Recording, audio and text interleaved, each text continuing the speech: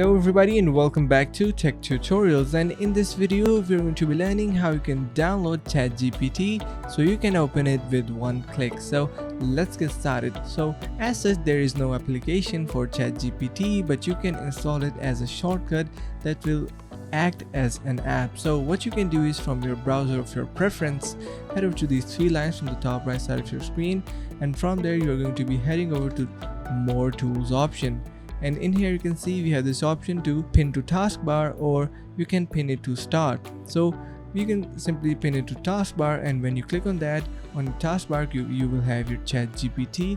And you can see, if we close our ChatGPT, and from your taskbar you can simply click it one time and your ChatGPT will be opened. So that's a pretty simple process to download ChatGPT, so you can access it really fast. And I really hope you understood the concept and learned something new. If you did so, make sure to subscribe to the channel, like the video and share with your friends. Thanks for watching. See you in the next one.